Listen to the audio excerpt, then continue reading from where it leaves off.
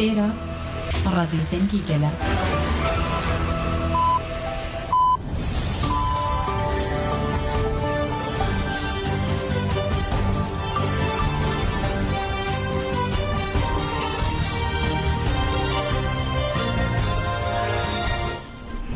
هەر کوێیەکن سڵاوتان لێبێت. ئەمڕۆ چوارشەم دەی تەمووزی 2024 بە یارمەتی هاوکارانم لە ناوەندی هەواڵەکانی رادیۆ دەنگی گەل هەواڵەکانتان پێشکەش دەکەین.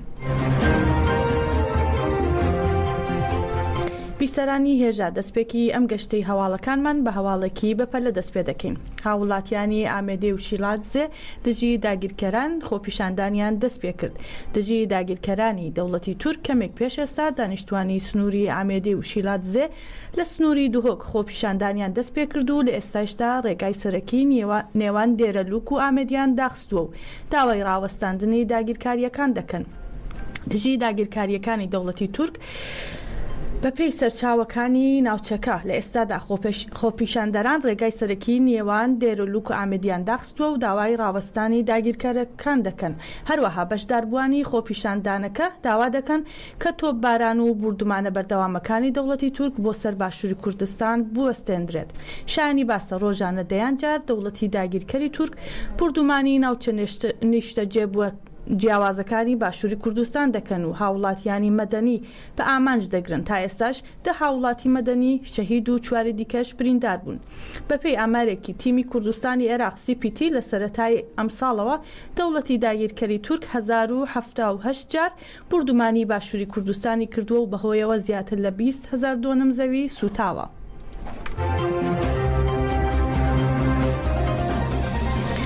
دۆران کاڵکان ئەندامی دەستەی کارگێڕی پێکەکە دەربارەی شەڕ و خەباتی لە زاپەوە تا دەرسی و هەروەها داگیرکاری دەوڵەتی تورک لە باشووری کوردستان هەڵسەنگاندنی کرد و دەڵێت ناوەڕۆکی هەموو کێشەکان لە ناوچەکە و تورکیا کێشەی کووردە. هەر بۆیە شوێنی بەڕێوەبردننی پرسی کوردیش سیستەمی خڕکردن و گۆشەگیری و ئەشکەنجەی ئیمرالیە. ئێمە پێشتریش جەختمان کردەوە سیستەمی ئیمرالی لە ناو یاسادا جێگای نابێتەوە، لەلایەنی یاساییەوە لاوازە. هاوکات لەگەڵ خەباتی یاسایی خەباتی جەماوەری دژی گۆشەگیریش گرنگە. لە هەموو بوارێکدا لە هەموو گۆشەکانی دنیادا ململانەیەک هەیە. بێگومان پێویستە زیاتر بەهێز بکرێت و گەورە بکرێت و هەمیشەی و دابش بکرێت. کاڵکان جەختی کردەوە کێشەی کورد، ژنان، گەنجان، گەلان خەڵکی تورکیا لە ئارادایە. بابەتی ئابووری، سیاسی، دیموکراسی و مافی مرۆڤ بوونی هەیە. فاشیزمی ئاکەپە مەهەپا پێداگیری لەسەر شەڕ و کردەوەی فاشیستی دەکات. ئەگەر ئەم خەباتە لەگەڵ خەباتی پێشکەوت و خوازانە بۆ ئازادی جەستەی ڕێبەر ئاپۆ تێکەڵ بکرێت سەرکەوتوو دەبێت. ئازادی ڕێبەر ئاپۆ ئازادی گەل و پێکێنانی دیموکراسیە. بۆ ئەمەش پێویستە گەلی کورد، ژنان، گەنجان هەموو گەلی تورکیا بەشداری تێکۆشانەکە بکەن و ئازادی و دیموکراسی بەم شێوەیە بەدی بهێنرێت. لە بەشێکی دیکەی قسەکانیدا دۆران کاڵکان سەرنجی بۆ شەڕی گەریلا لە زاپ و مەتینە و تەواوی ناوچەکانی پاراستنی میدیا ڕاکێشاوتی بۆ ئەوەی خەبات دژی فاشیسمی ئاکەپە مەهەپە سەر بکەوێت و ئەنجامەکەی بەدەست بهێنرێت پێویستە بە زمانی فاشیستەکان خەبات بکرێ. دەبێت بتوانین لێپرسینەوە لە دەستڕێژی فاشیستی بکەین، تۆڵە بکەینەوە. ئەگەر ئەمە ڕوونەدا واتە ئەگەر لێپرسینەوە لە کردەوەکانی نەکرێت، ئەگەر وەڵامی هەموو هێرشێک نەدرێتەوە فاشیسم شکست ناهێنێت. دۆران کاڵکان ڕایگەیان ئەگەر پارتی کوردستان دەستی دەوڵەتی تورکیا نەکات، سوپای تورکیا ناتوانێت بەرامبەر گەریلاکانی ئازادی بوەستێت و لە 24 کاتژمێرا شکستی پێدەهێنرێت. بەڵام بەداخەوە لەم ئارمانجە داگیرکاریەدا پەدەکە پاڵپشت و هاوکاری ئەردۆغان دەکات. مەسعود بارزانی چوە بۆ بەغدا، ئیزنیاندا و لە شەوی 3 تەمووزەوە پێکەوە بەم شێوەیە مامەڵەیان کرد. ئەمە شتێکی یاسایی نییە و نابێت لەلایەن خەڵکی کوردستان و بەتایبەت خەڵکی ناوچەکەوە قبول بکرێت. دەوڵەتی تورک دۆستی کورد و پەدەکە نییە و نابێت کەس خۆی فریو بدات. سوپای تورکیا گوندەکانی ناوچەکە چۆڵ دەکات و لە زۆر شوێن بازگیان داناوە. ئەمە لەشکەرکێشیەکی داگیرکەرانەیە نابێت قبول بکرێت. لە ئاکامی قسەکانیدا کاڵکان ڕایگەیان هەڵویستی گەریلا و خەڵکی باشوور و خەڵکی عێراق دەرەنجامی دۆخەکە دیاری دەکات.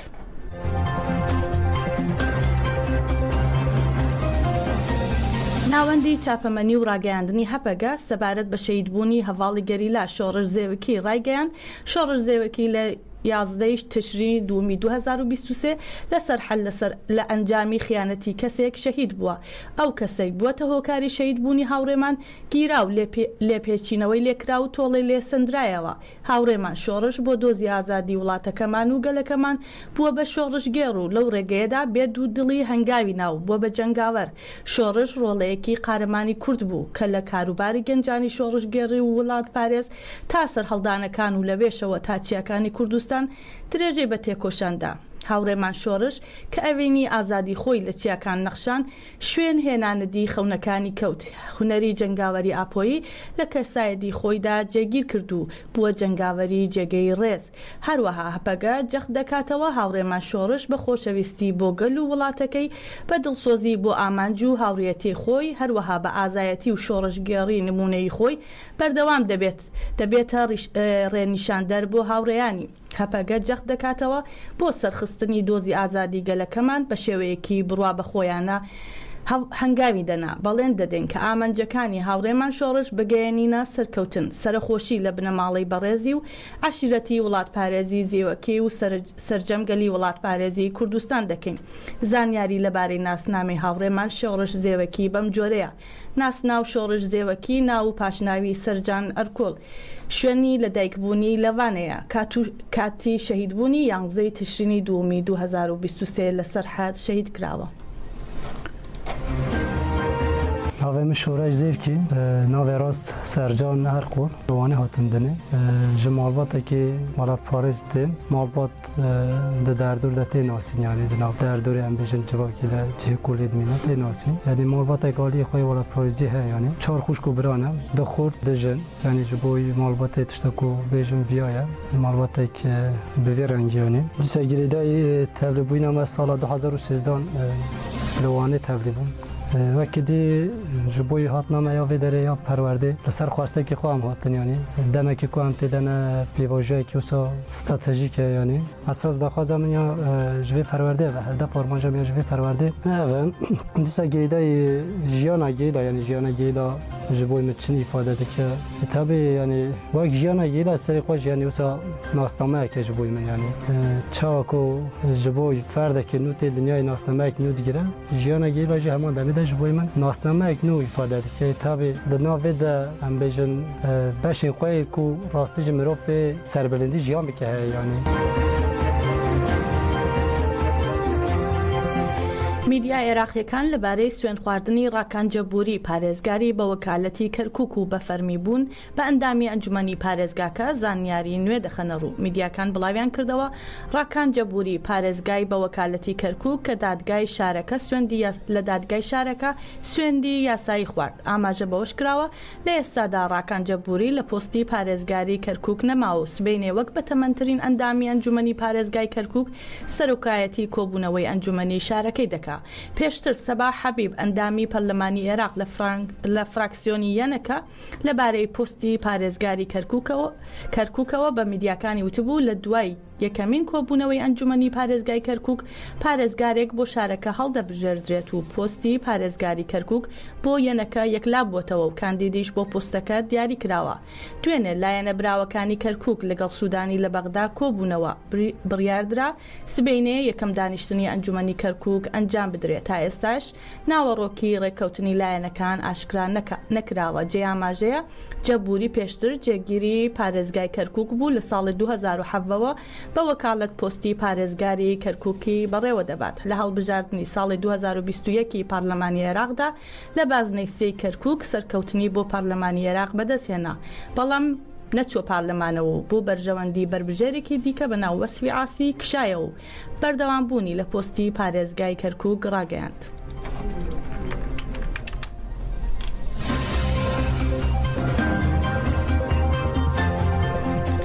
بەپێی ئەو زانیاریانەی کە لە سەرچاوە خۆجەیەکانەوە دەستکەوتووە درەنگانی شەوی ڕابردوو زرێپۆشەکانی دەوڵەتی داگیرکەری تورک بەرەو گوندی سەرگەلەی لە سنووری شارۆچکەی ئامێدی سەر بە پارێزگای دهۆک بەڕێکەوتن و لە ئێستاشدا لەوێ جێگیر کراون. ئەمەش لە کاتێکدایە سوپای تورک لەلایەن پەدەکەوە هاوکاری دەکرێن و کاراسانیان بۆ دەکرێت تا زیاتر بێنە ناو خاکی هەرێمی کوردستان و داگیرکاریان جام بدەن. هاوکات ماڵپەڕی سپی میدیا راپۆرتێکی بڵاو کردوێتەوە کە دەوڵەتی تورک 800 چەتەی بەڕەگە سووری کە لە عەفرینی داگیرکرا و ڕاهێنانی پێکردوون و هێناونەتی بۆ باشووری کوردستان.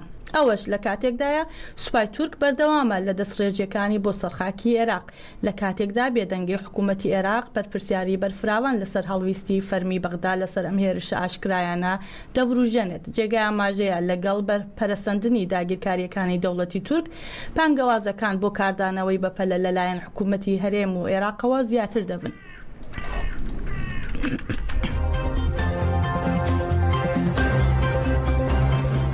سەفا ئەسیم شارەزای سەربازی ڕاگەیان داگیرکاری دەوڵەتی تورکیا قبولکراو نییە و دەڵێت دەسەڵاتی ناوچەکە بەرپرسیارە لە دەستەوەردان و هێرشەکانی دەوڵەتی تورکیا. هەروەها ئەسیم ئاماژە بەوە دەدات دەسەڵاتی هەرێم ڕێگە بە دەسەڵاتی فیدراڵی نادات لە کێشەکان دەستێوەردان بکات. سەفا ئەسیم ئاماژەی بەوەش کرد هێنانەکایەی ژمارەیەکی زۆر لە تانک و زرێپۆش و دانانی بازگە و داگیرکاریەکی ڕوون و ئاشکرایە.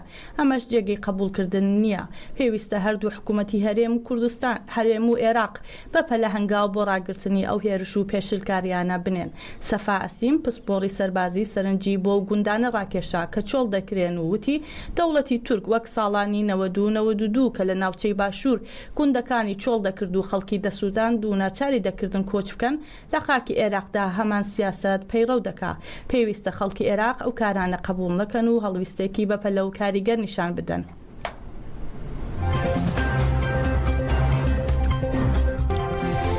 ئەنجومەنی قەزای ناوەندی بزوتنەوەی گۆڕان دژی هێرشی داگیرکاری دەوڵەتی تورک بۆ سەرباشووری کوردستان ڕاگەیاندراوێکی بڵاو کردەوە و ڕای دەگەێنێت لەشکرکێشیەکانی تورکیا لە سنووری بادینان مەترسیەکی گەورەیە لەسەر ئاسایشی هاوڵاتیانی سنوورەکە. هەروەها بزوتنەوەی گۆڕان لەشکرکێشی و بردومانەکانی دەوڵەتی تورکی بۆ سەرباشووری کوردستان شەرمەزار کرد و دەڵێت بارکی نیشتمانی خۆمانی دەزانین بێدەنگ نەبین بەرامبەر گواستنەوەی شەڕ و نارامی بۆ ناوچەی بادینان و داگیرکردنی ژمارەیە گوندی سەرسنوور و هەروەها دانانی بازگەی سەربازی و ناچارکردنی دانیشتوانی هندێک لەو گوندانە تا ناوچەکەی خۆیان چۆڵ بکەن. بێگومان ئەم ڕەفتارانە پێشلکردنی بەرچاوی سەروەری خاکی هەرێمی کوردستان و عێراقە.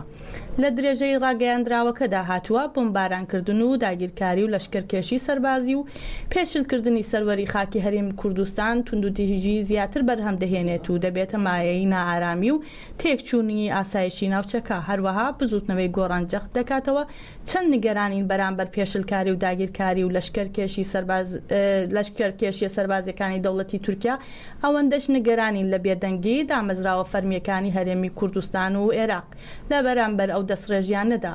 هەروەک ئەوەی پێمان بڵێن بێدەنگیمان نیشانەی ڕازی بوونمانە بۆەوەی کە دەگوزارێت لە سنووری بادینان و تێکدانی ئاسایش و ئارامی هەرێمی کوردستان.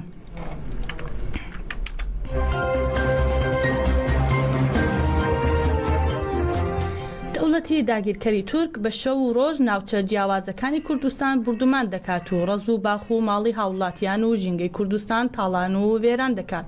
ژنانی باشووری کوردستان ئاماژە بەوە دەکەن ئەو بردومانانە زیان بە ژینگە و ئاژەڵە و کێویەکانی ژینگەکەمان دەگەێنێت و لە ناویان دەبات.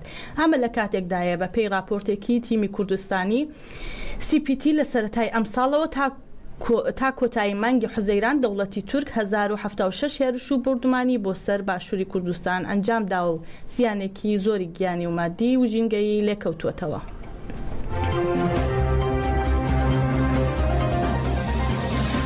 بەڕێوەبەرایەتی نەهێشتنی مادە هۆشبەرەکانی هەولێر لەبارەی دەست بە سەرداگرتنی بڕێکی زۆری مادەی هۆشبەر ڕاگەیاندراوێکی بڵاو کردەوە. لە ڕاگەیاندراوەکەدا هاتووە لە ڕێکەوتی 26 مانگی 5 2024 تا 3 ئەم مانگە لە دوو چالاکیدا توانیویانە 4 تۆمەتبار کە کاری گواستنەوە و بازرگانی مادەی هۆشبەر دەکەن دەستگیر بکەن. دەشڵێن لەم دوو چالاکیەدا بڕی 7 کیلوگرام مادەی هۆشبەر لە جۆری کریستاڵ دەستی بەسەردا گیراوە. باس لەوەش کراوە لە ئێستادا هەر 4 تۆمەتبارەکە بە پێی یاسای بەرەنگار بوونەوەی مادە هۆشبەرەکان ڕاگیراون و لێکۆڵینەوەیان لەگەڵ دەکرێت.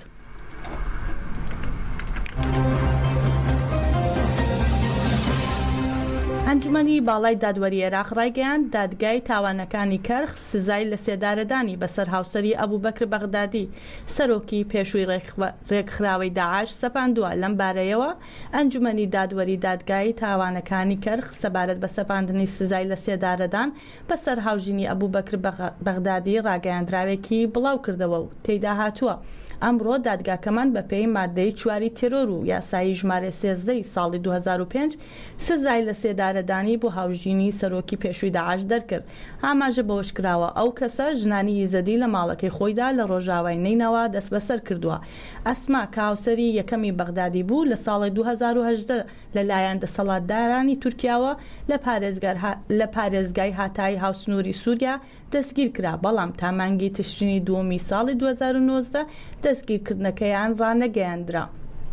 جێگەی ئاماژەیە لە ساڵی 2014ەوە لە میانەی هێرشی ڕێکخراوی تیرۆریستی داعش بۆ سەرشەنگال هەزاران ژنی ئیزەدی لەلایەن داعشەوە ڕەفێندرا بوون.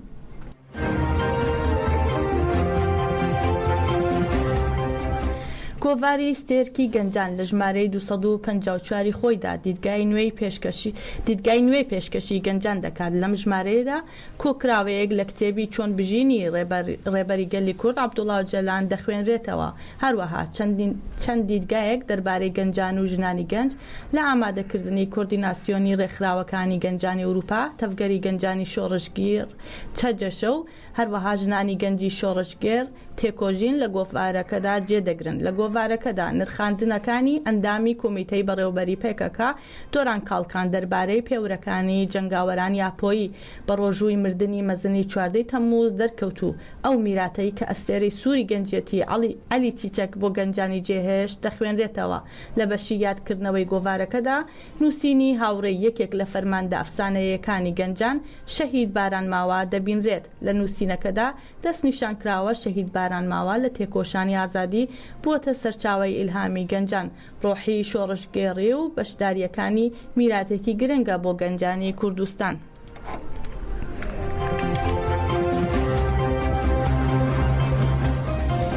هاوسەرۆکی گشتی دەم پارتی تونجەر باقرخان لە کۆبوونەوەی حیزبەکەیدا ڕایگەیاند چالاکیەکان و خۆشپیشاندانەکان دژی دانانی پارێزگار لە شارەوانی جوولەمێرگ بەردەوامن.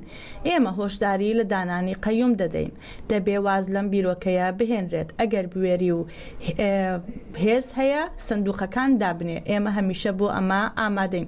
باقرخان ڕایگەیاند لە 19 تەمموزەوە لە ماردین هەڵمەتی پرسی کار و دادپەروەری دەست پێ دەکەین. ئەم هەڵمەتە لە هەر چوار گۆشەی تورکیاوە دەست پێ دەکات و هەموو کرێکاران و خانەنشینان و ژنان و هەموو هاوڵاتیان لی بەشدار دەبن. هەروەها باقرخانوتی حکوومەتی ئاکەپە لە سەرەتاوە لە دژی گەلی کورد هاوکاری لەگەڵ داعش کردووە. تورکیا ئاشکرا مامەڵەی لەگەڵ چاکدارانی داعش دەکرد و سنوورەکانی بۆ پەڕاندنەوەی داعش بەکاردەهێنا. دوای شکستی داعش گروپ گەلێک وەک چەتەکانی ئۆسۆ دروست بوون. هەروەها سەبارەت بە پرسی کورد لە تورکیا باقرخان دەڵێت 30 ملیۆن کورد لە تورکیا دەژین. بەبێ چارەسەری پرسی کورد تورکیا ناتوانێت لە ڕۆژهەڵاتی ناوەڕاستە گەشە بکات.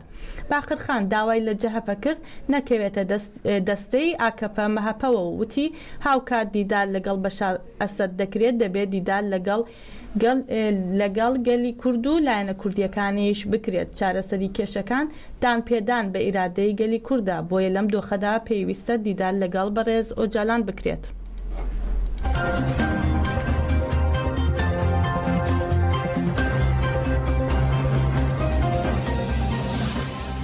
جاو 5 ژنە زیندانی سیاسی دەست بەسەر کرا و لە زیندانی ئەڤین بەرامبەر بە سزای لە سێدارەدان بەسەر شەریفە محەممەدی چالاکوانی کرێکاری ناڕزایەتیان دەربڕێ و بە مەبەستی بەشداریکردن لە کەمپینی پشتیوانی لە شەریفە محەممەدی دەستیان بە مانگرتن لە خواردن کرد. شەریفە محەممەدی لە 5 کانونی 2023 لەلایەن ئیتلاعاتی ئێرانەوە دەست بەسەر و لە 30 هەمان مانگدا لە زیندانی لاکان لە ڕاشت بۆ زیندانی تاکەگەسی گواسترایەوە و دوای 3 مانگ لە زیندانی تاکەکەسی بۆ بەشی گشتی هەما زیندان گواسترایەوە. دانیشتنی دادگا سەبارەت بە تۆمەتەکانی سەر چالاکوان شەریفە محەممەدی لە 8 حوزەیرانی ئەم ساڵدا بە تۆمەتی خیانەت دادگایی کرا. لە ناو ئەو تۆمەتانەی کە ئاراستەی شەریفە کراوە یەک ئەوەیە کە سەر بە گروپێکی ئۆپۆزیسیۆنە، بەڵام بەپێی هەواڵە بڵاوکراوەکان و بە پشبەستن بە سەرچاو نزیکەکانی بنەماڵەکەی شەریفە تەنها ئەندامی کۆمەڵی ڕێکخراوەکانی کرێکاران بووە. جێ ئاماژەیە 4 تەمموز دادگای سزای لە سێدارادانی بۆ ئەم چالاکوانە ئێرانیە دەرکردووە، ئەمەش بۆتە جێگای ناڕزایەتی لە ئێران.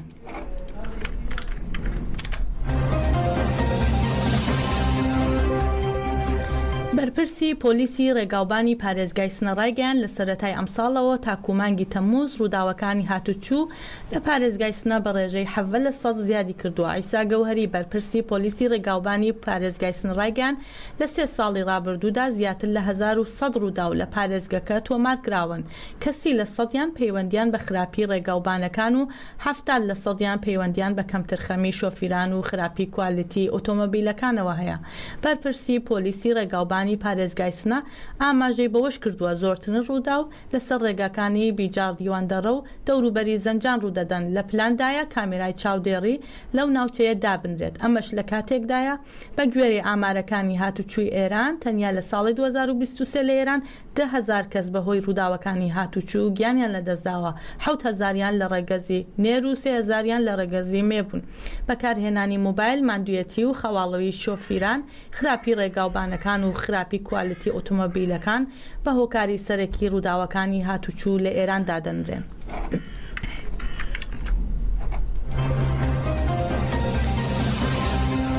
هەواڵەکانمان پێشکەشکردن هەر بمێنن لە خۆشیدا.